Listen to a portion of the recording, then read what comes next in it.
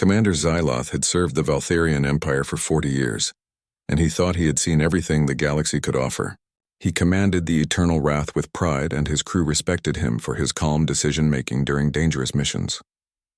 Today seemed like any other routine survey of the Forbidden Zones, those areas of space that the Empire had marked as too unstable or worthless to explore.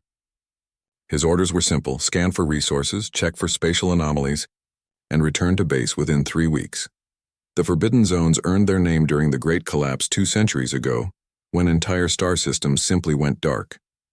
Dozens of civilizations vanished overnight, and the Empire never discovered why. The official record stated that massive stellar storms had swept through the Orion Arm, destroying everything in their path. Among the lost civilizations was humanity, a species that had just begun reaching for the stars when disaster struck. Xyloth had read about them once in the Imperial archives. They were listed as extinct, with a footnote that their homeworld had been consumed by their own sun going nova. The sensors on the Eternal Wrath began detecting unusual energy readings near the edge of Sector 47. Xyloth leaned forward in his command chair as the data scrolled across his screens. The readings showed organized power signatures, not the random patterns of natural phenomena. His tactical officer suggested they were seeing echoes from old Imperial installations, but Xyloth knew better. Those patterns indicated active technology, and lots of it. Against every regulation in the Imperial Handbook, Xyloth ordered his ship to investigate. His crew exchanged nervous glances but obeyed without question. They trusted their commander even when he made unconventional choices. The Eternal Wrath moved deeper into the sector, following the energy trail like hunters tracking prey through a forest. What they found made Xyloth's blood run cold with shock. Hidden behind an artificial nebula that scattered most sensor beams was an entire star system full of life. 7 planets showed signs of advanced civilization, with cities that glowed against the darkness of space. Massive space stations orbited each world, connected by streams of traffic from thousands of ships. Communication networks pulsed with constant activity. This was not a dead system. This was a thriving empire of its own. Xyloth ordered his science officer to analyze the architecture and technology they were seeing. The officer worked in silence for several minutes before looking up with disbelief written across his face. The species inhabiting this hidden system was human. Somehow, impossibly, humans had survived the Great Collapse and built themselves into a major power while hiding from the entire galaxy. The implications hit Xyloth like a physical blow. The Empire prided itself on knowing everything that happened within its borders. The Valtharian intelligence networks were supposed to be perfect, catching every whisper of rebellion or unauthorized development. Yet an entire species had hidden itself for 200 years right under the Empire's nose. How many ships did they have? What weapons had they developed? Most importantly, why had they chosen to hide? Xyloth knew he needed to report this immediately, but his curiosity got the better of him. He ordered a closer approach, keeping his weapons powered down to show peaceful intent. The human sensor networks detected the Eternal Wrath within seconds. Xyloth could tell because every human ship in the vicinity immediately changed course to form a defensive perimeter. They moved with precision and purpose, clearly following practiced protocols. A communication request came through on standard galactic frequencies. Xyloth accepted it and found himself looking at a human male wearing a dark blue uniform. The human had short brown hair, calm eyes, and carried himself with quiet authority. He introduced himself as Captain Nathan Price, commander of Defense Station Sentinel-9. His voice was steady and professional. Nathan asked Xyloth to identify himself and state his purpose for entering human territory. The word territory caught Xyloth's attention. These humans considered this space their own, and they were prepared to defend it. Xyloth explained that he was on a routine survey mission and meant no harm. He expressed surprise at finding humans alive since Imperial records listed them as extinct. Nathan's expression didn't change, but something flickered in his eyes. He explained that humanity had indeed suffered greatly during the Great Collapse. Their homeworld had been destroyed and billions had died. The survivors had fled into deep space, eventually finding this hidden region where they could rebuild without interference.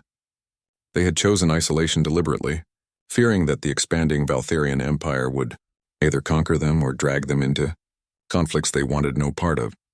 Xyloth asked why humans feared the Empire, since the Empire brought order and protection to all member species. Nathan replied that humanity valued independence above safety. They had studied the Empire's history and seen how it absorbed other civilizations, erasing their unique cultures and turning them into obedient servants. Humans preferred to chart their own course even if it meant living in isolation. The conversation continued for over an hour as Xyloth asked questions about human society and Nathan provided carefully measured answers. The human spoke of the Commonwealth, a democratic government where citizens elected their leaders. He described worlds where individual rights were protected by law and where no single ruler held absolute power. To Xyloth, who had lived his entire life under the Empress's authority, these concepts seemed strange and potentially dangerous.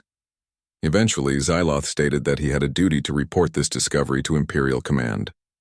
Nathan acknowledged this but made one request. He asked that Xyloth convey humanity's desire to remain neutral and independent. The Commonwealth wanted no conflict with the Empire, but would defend itself if threatened. Nathan spoke with such certainty that Xyloth felt a chill run down his spine. This was not an empty boast. The humans genuinely believed they could fight the Empire and win. Xyloth promised to deliver the message faithfully. He ordered his ship to withdraw from human space, his mind already racing ahead to what would happen next. The Imperial High Council would never accept an independent power within what they considered their territory. The Empress herself might take personal interest in this matter. War seemed inevitable. As the eternal wrath jumped back into hyperspace, Xyloth couldn't shake the feeling that he had just witnessed something historic. The galaxy was about to change in ways nobody could predict. He had discovered humanity alive and thriving, but he suspected that discovery might doom both humans and the Empire to a terrible conflict. He only hoped that wisdom would prevail over pride, though his experience with imperial politics gave him little reason for optimism. Nathan Price stood on the observation deck of Sentinel-9 and watched the Valtherian ship disappear into the darkness of space. His hands were steady now, but during the conversation with Commander Xyloth, they had been shaking slightly. He had hidden that nervousness well, projecting the calm confidence that his training had drilled into him over 20 years of military service. Now that the immediate danger had passed, he allowed himself a moment to process what had just happened. The isolation protocols had been humanity's shield for 2 centuries. Every child in the Commonwealth learned about the Great Collapse in school, about how their ancestors had barely escaped extinction. The survivors had made a collective decision that shaped everything that came after. They would hide, build their strength in secret, and never reveal themselves until they were ready. Nathan had always wondered if that day would come in his lifetime. Now he knew the answer. He activated his communication link and requested an emergency channel to Commonwealth headquarters on New Terra. The signal took several minutes to route through the secure networks that kept human space hidden from outside detection. When the connection finally established, Nathan found himself speaking directly to Admiral Patricia Cole, the highest-ranking military officer in the Commonwealth. She listened without interrupting as Nathan described the encounter in detail. Admiral Cole was a woman in her 60s, with gray hair pulled back in a tight bun and eyes that missed nothing. She had fought in the border wars against the automated defense systems left behind by a dead civilization, earning her reputation as a brilliant tactical mind. Now she carried the weight of deciding how humanity would respond to this crisis. She thanked Nathan for his handling of the situation and told him to maintain high alert status. The Valtherians would be back, and next time they might bring more ships. The news spread through the Commonwealth like wildfire. President Laura Bennett called an emergency session of the Colonial Council, bringing together representatives from all 7 human worlds. The council chamber on New Terra filled with anxious voices as delegates debated their options. Some argued for immediate military preparation, while others suggested trying to negotiate with the Empire before hostilities began. Laura let them argue for an hour before calling for silence. She was in her mid-50s, a former military strategist who had retired from service to enter politics. She had won the presidency 3 years ago, on a platform of steady leadership and careful planning. Now she needed to prove she deserved the trust the people had placed in her. She reminded the council that humanity had not survived this long by making rash decisions. They would prepare for war while hoping for peace, a strategy that had served them well in the past. Meanwhile, Commander Xyloth's ship was racing back toward Imperial space at maximum speed.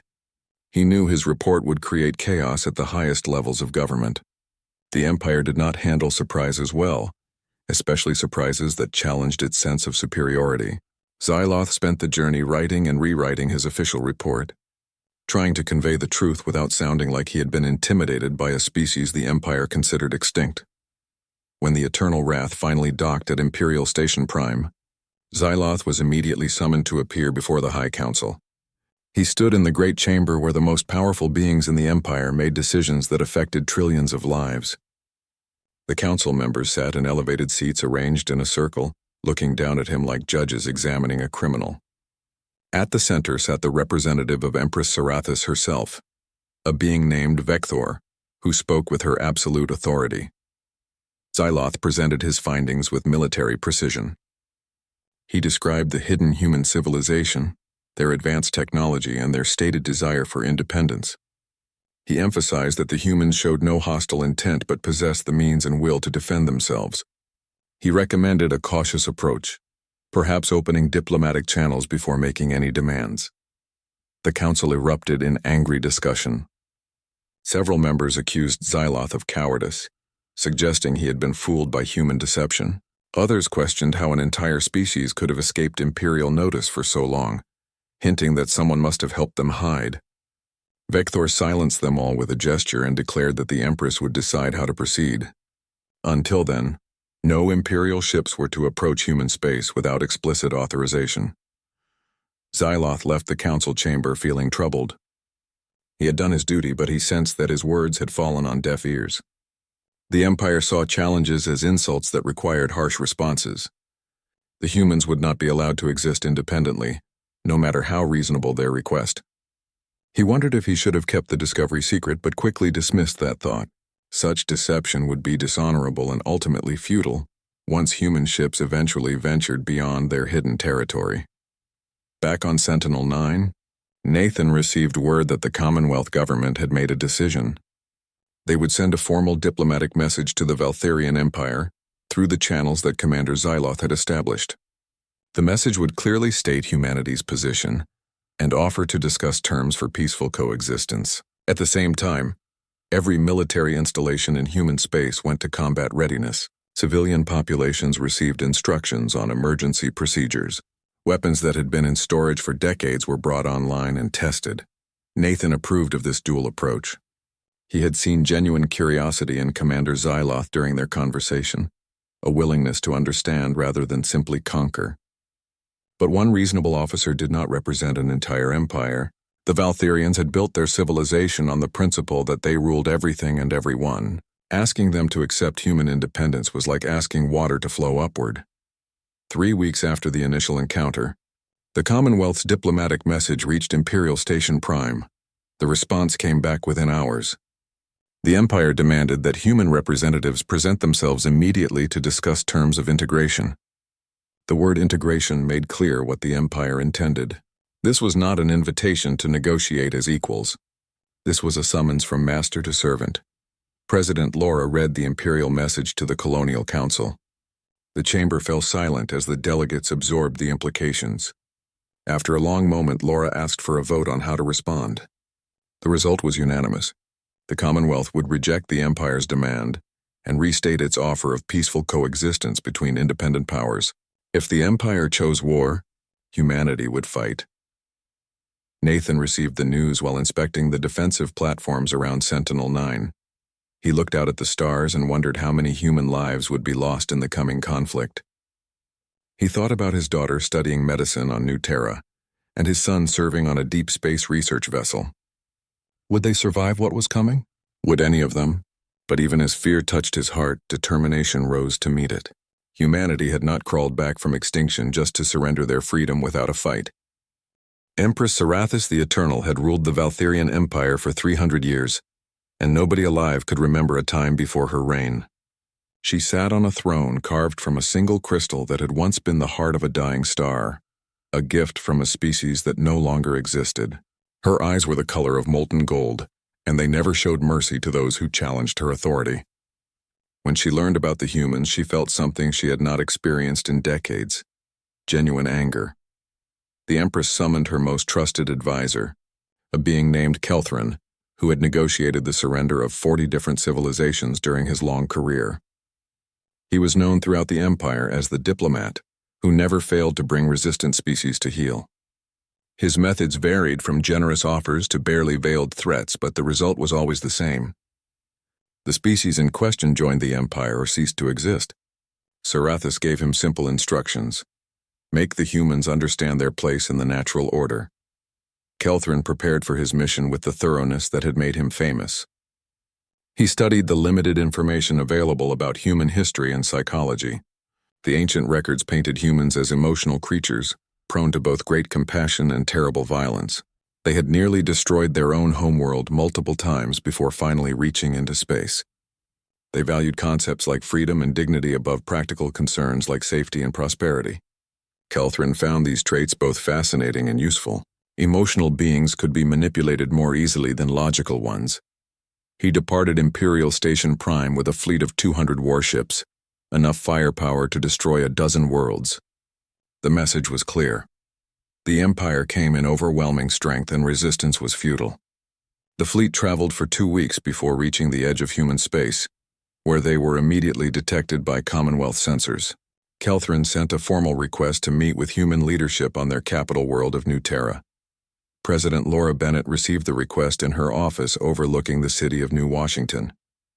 She had expected this meeting, but the size of the Valtherian fleet troubled her. The Empire was trying to intimidate humanity before negotiations even began. She discussed the situation with her military advisors and decided to accept the meeting. Running or hiding would make humanity look weak.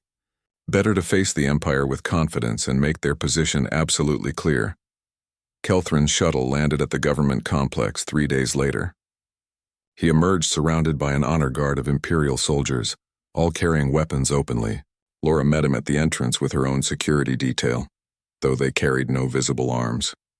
She wore a simple gray suit and her only jewelry was a small pin showing the Commonwealth flag. She greeted Kelthrin formally and led him to the Grand Assembly, hall where the Colonial Council normally met. The hall was an impressive space with high ceilings and walls decorated with artwork from all 7 human worlds. Kelthrin pretended to admire the art while actually assessing the humans around him. They stood straight and looked him in the eye without fear. This was going to be more challenging than he had anticipated. Species that showed fear were easier to break. These humans seemed almost eager for confrontation. Laura invited Kelthrin to sit at a large oval table. She took the chair opposite him with several council members seated nearby. Kelthrin launched into his prepared speech without waiting for pleasantries.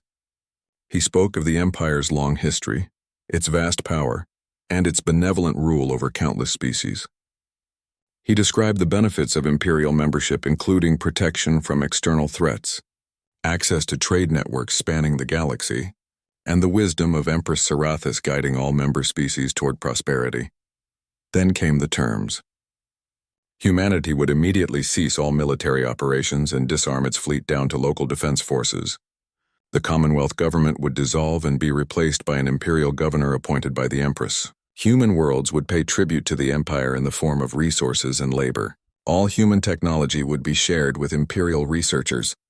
In return, humanity would be allowed to continue existing under the Empire's protection. Kelthrin finished his speech and sat back, confident that he had made the Empire's position clear. He expected the humans to ask for time to consider the terms or perhaps to negotiate minor adjustments. Instead, Laura simply said no. The single word hung in the air like a blade. Kelthrin blinked in confusion and asked her to clarify. Laura leaned forward and spoke in a voice that carried across the entire hall. She told Kelthrin that the Commonwealth rejected every single term he had presented. Humanity would not disarm, would not surrender its government, would not pay tribute, and would not submit to imperial rule. The humans had survived the Great Collapse without any help from the Empire. They had rebuilt their civilization from ashes while the Empire did nothing. They owed the Valtherians exactly nothing. The Commonwealth would govern itself according to its own laws and values. Kelthrin felt his confidence cracking. No species had ever rejected the Empire's terms so flatly. He tried a different approach, speaking of the military might arrayed in orbit above this very world. 200 warships could reduce New Terra to a burning rock within hours. Was Laura really willing to sacrifice her people for abstract concepts like independence and dignity? Surely practical considerations should outweigh pride. Laura's response shocked Kelthrin to his core. She calmly stated that humanity possessed weapons the Empire had never encountered. If the Valtherians attacked, they would suffer losses beyond anything they could imagine. The Commonwealth had spent 2 centuries developing technology specifically designed to defeat superior numbers. Every human world was defended by systems that could destroy entire fleets. The Empire might eventually win through sheer weight of numbers, but the cost would be catastrophic. She paused to let that sink in before continuing. Laura offered an alternative to war. The Commonwealth would sign a treaty recognizing the Empire's authority over its existing territory. In return, the Empire would recognize human sovereignty over the 7 worlds they currently inhabited. Both powers would maintain clear borders and agree not to interfere in each other's internal affairs. Trade and cultural exchange could develop naturally over time. This was the path of wisdom and mutual benefit. Kelthrin wanted to dismiss Laura's claims about human weapons as desperate bluffing, but something in her manner made him hesitate. She spoke with the certainty of someone holding strong cards. He asked for proof of these supposed superweapons. Laura refused, stating that military secrets remained secret until they were needed. She suggested that Kelthrin return to his Empress with the Commonwealth's counteroffer. War or peace, the choice belonged to Sarathis. The meeting ended without agreement. Kelthrin departed New Terra feeling unsettled in a way he had not experienced in his long career. These humans were either insane or genuinely powerful enough to challenge the Empire. He suspected the latter, though he had no proof. His report to Empress Sarathis would need to convey both possibilities without making him seem weak or indecisive. As Kelthrin's fleet withdrew from human space, Laura stood at her office window watching the stars.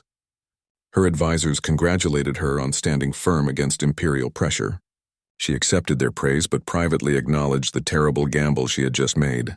If the Empire attacked in full force, humanity might survive, but the cost in lives would be devastating. She had bet everything on the hope that the Valtherians would be rational enough to accept peaceful coexistence. Time would tell if that hope was justified or if she had just doomed her people to a war they might not win. Admiral Kevin Hayes had commanded warships for 30 years, and he understood that every battle was won or lost before the first shot was fired.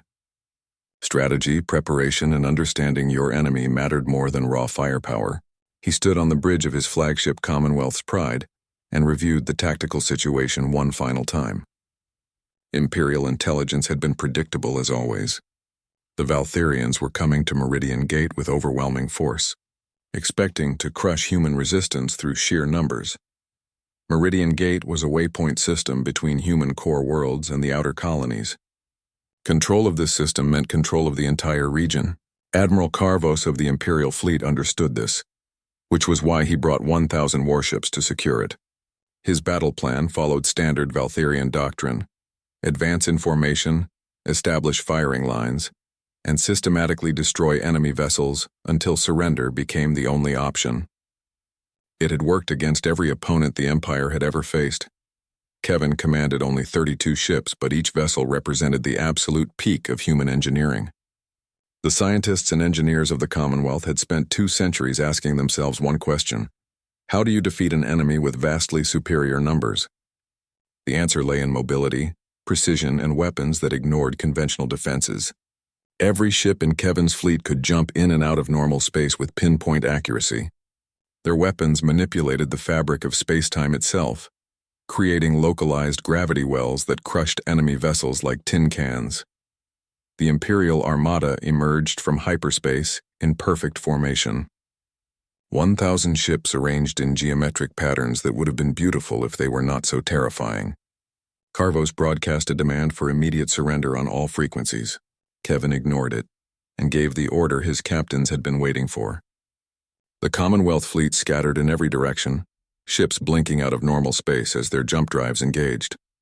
Carvos watched with satisfaction as the humans fled. This would be even easier than expected. He ordered his ships to pursue and destroy the scattered human vessels. The Imperial fleet broke formation and began chasing individual targets. That was exactly what Kevin wanted. Fighting 1,000 ships as a unified mass was suicide. Fighting them in small groups was merely difficult. The first human ship reappeared directly behind a cluster of 50 Valtherian vessels. Its main weapon fired once, creating a sphere of intensified gravity that expanded outward at tremendous speed. 20 Imperial ships were caught in the effect before they could react. Their hulls crumpled inward as artificial gravity multiplied their mass 1,000-fold. The sphere collapsed after 3 seconds, leaving nothing but debris where proud warships had been moments before. The human ship jumped away before the surviving Valtharians could return fire. This pattern repeated across the battlefield. Commonwealth vessels would appear without warning, unleash devastating attacks, and vanish before counterattack was possible. Carvos tried to reform his fleet into defensive formations, but human mobility made that impossible. The moment his ships clustered together, they became targets for the gravity weapons that ignored shields and armor. Kevin watched the battle unfold on his tactical displays. Everything was proceeding according to plan, but he took no pleasure in the destruction. Every ship that died represented hundreds of lives ended. He had tried to avoid this outcome, but the Empire had left humanity no choice. Now he would do what was necessary to protect his people, even if it meant carrying this burden for the rest of his life. Carvos realized after the first hour that he was not just losing. He was being slaughtered. His 1,000-ship armada had been reduced to less than 700, and not a single human vessel had been destroyed. His tactical officers shouted contradictory advice while damage reports flooded in from all directions. The Admiral had faced difficult battles before, but never had he felt so helpless. The humans moved like ghosts, striking from impossible angles and disappearing before retaliation could be organized. One of Kevin's captains, a woman named Linda Carter, commanded the swift justice. She had lost her entire family during the Great Collapse and volunteered for the most dangerous assignments as a result. Today she positioned her ship directly above a Valtharian dreadnought, the largest class of vessel in the Imperial fleet. She activated her primary weapon, and the dreadnought simply ceased to exist, pulled into an artificially generated singularity that winked out of existence after consuming the massive ship. Linda felt no satisfaction from the kill. She jumped her ship to the next target and repeated the process. War was not glorious or exciting. It was simply necessary work that someone had to do. She thought briefly about the crews aboard the ship she destroyed, and then pushed that thought away. Sympathy was a luxury she could not afford during combat. There would be time for regret later, assuming she survived. Carvos made the hardest decision of his military career. After 2 hours of one-sided combat and the loss of over 400 ships, he ordered a general retreat. The remaining Valtharian vessels immediately turned and jumped to hyperspace, abandoning Meridian Gate to the humans. Carvos knew this retreat would end his career and possibly his life. The Empire did not tolerate failure from its commanders, but staying would only result in the complete destruction of his fleet, without inflicting any damage on the enemy. As the last Imperial ship disappeared, Kevin allowed himself a moment to breathe. His fleet had won without losing a single vessel, though several ships had taken damage from near misses. The victory was total and overwhelming, but Kevin understood what this meant for the future. The Empire would not accept this humiliation. They would return with more ships, different tactics, and a determination to prove their superiority. This battle had bought humanity time, but it had not won the war. He ordered damage assessments and began planning defensive strategies for the next engagement. His captains reported in one by one, all expressing relief at surviving and pride at their performance. Kevin acknowledged their reports but warned them against overconfidence. They had faced a conventional Imperial force using predictable tactics. Future encounters might not go so smoothly if the Valtharians adapted to human capabilities. Deep in Imperial space, Empress Serathis received Admiral Carvos's report with cold fury. She had expected a quick victory and instead received news of a catastrophic defeat. 400 ships lost without destroying a single enemy vessel. It was unthinkable. The Empress ordered Carvos arrested and executed for cowardice. Then she convened her war council to discuss how the Empire would respond to this unprecedented situation. Commander Xyloth attended the war council as the resident expert on humanity. He listened as various generals and admirals proposed strategies ranging from massive fleet actions to diplomatic solutions. When asked his opinion, Xyloth spoke carefully. He reminded the council that he had warned them about human capabilities. The species had been underestimated, and now the Empire had paid a terrible price for that arrogance. He suggested that perhaps negotiation deserved another chance. His words were not well received. Several council members accused him of being corrupted by human propaganda. The Empress herself stared at Xyloth with those terrible golden eyes and asked if he was loyal to the Empire. Xyloth affirmed his loyalty but maintained his position. Fighting humanity might be possible, but the cost would be enormous. Was Imperial pride worth the lives of millions of soldiers? The question hung in the air unanswered as the council adjourned to consider their options. Kevin stood alone on the observation deck of Commonwealth's Pride and looked out at the stars. Somewhere out there, the Empire was licking its wounds and planning revenge. He had given humanity breathing room, but at the cost of making them a target for Imperial wrath. He hoped President Laura and her diplomats could find a peaceful solution, because Kevin knew that military victory alone would not be enough. The Empire was too large, too powerful to be defeated completely. Both sides would need to find a way to coexist or the galaxy would burn. The defeat at Meridian Gate sent shockwaves through the Valtherian Empire that could not be contained or denied. News of the disaster spread from world to world despite attempts by Imperial censors to suppress it. Subject species that had lived under Valtherian rule for centuries began whispering among themselves. If humans could defeat the Empire, perhaps others could as well. The first signs of unrest appeared on the outer colonies where Imperial control had always been weakest. Empress Sarathis watched her empire begin to crack, and she understood that something fundamental had changed. For 3,000 years, the Empire had maintained order through the assumption of invincibility. That assumption had been shattered in a single afternoon by a species everyone thought was extinct. She could order more fleets to attack human space, throw 1,000,000 ships at them if necessary. But what would that accomplish? Even if the Empire eventually won through sheer numbers, the cost would weaken her rule beyond repair. President Laura Bennett addressed the citizens of the Commonwealth from the floor of the Colonial Council. She appeared on screens across all 7 human worlds, her face showing both relief and concern. She praised Admiral Kevin Hayes and every person who had defended Meridian Gate. But she warned against celebrating too enthusiastically. The Empire was wounded, not defeated. A wounded predator was the most dangerous kind. Humanity needed to remain vigilant while also extending an olive branch for peace. Laura announced that she would personally lead a diplomatic delegation to the Imperial capital. She would go into the heart of enemy territory and attempt to negotiate a lasting peace. The announcement caused immediate controversy. Her security chief argued it was too dangerous. Her political opponents claimed she was surrendering after winning. But Laura held firm. Someone needed to break the cycle of violence before it spiraled completely out of control. If the president would not take that risk, she could not ask anyone else to do so. Commander Xyloth volunteered to escort the human delegation. He sent a private message to President Laura, explaining that his presence might help ease tensions. He had been the first Valtherian to make contact with humans, and he believed both sides could find common ground if given the chance. Laura accepted his offer gratefully.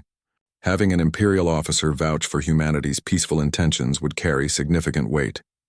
The journey to Imperial Station Prime took 3 weeks. Laura traveled aboard a small diplomatic vessel accompanied by a team of negotiators, linguists, and cultural experts. They spent the voyage preparing arguments and counter-arguments, trying to anticipate every objection the Empire might raise. Laura knew she was asking the Valtherians to do something they had never done before, accept another power as an equal. It went against everything the Empire believed about itself. Xyloth met the human delegation when they arrived and personally escorted them through the station. Laura noticed that other Valtherians stared at her group with open hostility. Guards gripped their weapons tighter as the humans passed. She understood their anger. From the Imperial perspective, humanity had killed thousands of soldiers and humiliated the greatest military force in the galaxy. That kind of resentment would not disappear quickly. The negotiations began in a conference room that seemed designed to intimidate. It was vast and empty except for a single long table. Imperial representatives sat on one side while humans occupied the other. Empress Sarathis did not attend personally, but her advisor Vector led the Imperial delegation. He opened by demanding that humans surrender unconditionally and accept full responsibility for Imperial casualties at Meridian Gate. Laura rejected that demand immediately. She stated that the Commonwealth had acted in self-defense after the Empire invaded human territory.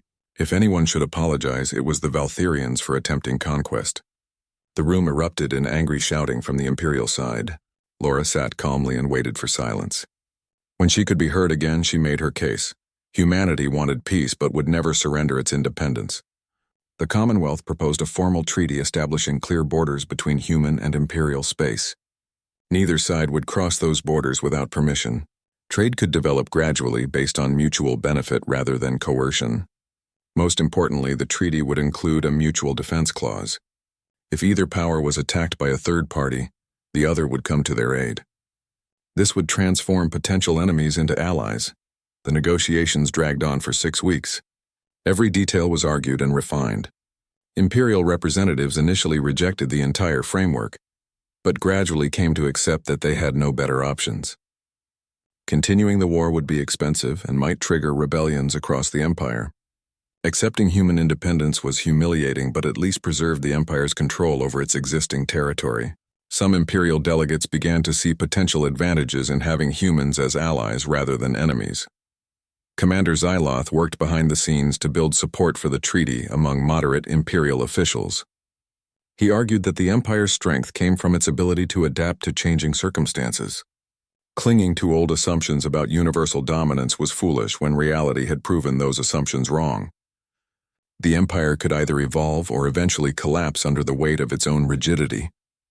His arguments slowly gained traction, especially among younger officers who had not been indoctrinated as thoroughly in Imperial supremacy. Back in the Commonwealth, Admiral Kevin Hayes continued preparing for war even as diplomats worked for peace. He established new defensive networks around every human world and trained crews in advanced tactics. He hoped the negotiations would succeed, but planned for the possibility that they would fail. His captains asked if he believed peace was possible. Kevin replied that peace was always possible if both sides wanted it badly enough. The question was whether the Empire's pride would allow them to admit they had met their match. After 8 weeks of intense discussion, a treaty was finally drafted that both sides could accept. The Valtherian Empire would recognize the human Commonwealth as a sovereign nation, with full rights to its current territory. Humans would acknowledge Imperial authority over the rest of the galaxy, and would not interfere with how the Empire governed its subjects. Both powers agreed to establish embassies and begin limited trade.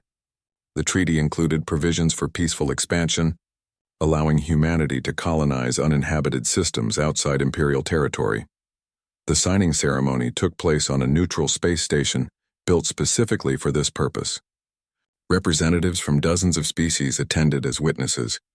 President Laura Bennett signed for humanity, while Empress Serathis herself appeared via hologram to sign for the Empire. It was a historic moment that fundamentally altered galactic politics. For the first time in 3,000 years, the Valtherian Empire had accepted limits on its authority. Not everyone celebrated the treaty. Hardliners on both sides condemned it as betrayal. Some Imperial military officers resigned in protest while certain human colonies declared the Commonwealth government had given up too much. But the majority on both sides recognized that the treaty represented wisdom over pride. War would have benefited no one except those who profited from destruction. Captain Nathan Price attended the signing ceremony as a guest of honor for his role in First Contact. He stood beside Commander Xyloth as they watched their respective leaders sign the documents that would shape the future. Xyloth remarked that they had both witnessed the galaxy changing. Nathan agreed, but added that change was never easy or comfortable.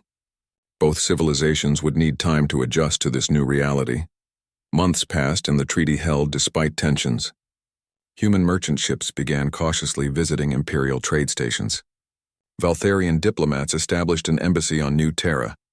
Cultural exchanges started bringing artists and scholars from both civilizations into contact. There were incidents and misunderstandings, but the framework for resolving disputes peacefully now existed. Slowly, almost imperceptibly, the galaxy was learning that cooperation between different powers could work. President Laura stood in her office one evening, watching the sunset over New Washington. She thought about everything that had happened since Commander Xyloth first discovered humanity's hidden civilization. So much could have gone wrong. One mistake, one overreaction, and millions would have died. But somehow both sides had found the wisdom to step back from the edge. She knew this peace was fragile and would require constant effort to maintain. But it was a beginning, and sometimes a beginning was enough. Admiral Kevin reduced his fleet to peacetime status but kept his best ships and crews on ready alert. He did not trust the Empire completely and probably never would, but he recognized that the treaty gave humanity something precious: time to grow stronger, to expand, to build relationships with other species. The Commonwealth had earned its place in the galaxy not through submission, but through strength tempered with willingness to compromise. That was a legacy worth protecting. Empress Saratha sat on her crystal throne and contemplated the strange turn her reign had taken. She had ruled the galaxy as an absolute monarch for centuries. Now she shared power, if only in a limited way, with these upstart humans. Part of her still burned with resentment at being forced into this position, but another part,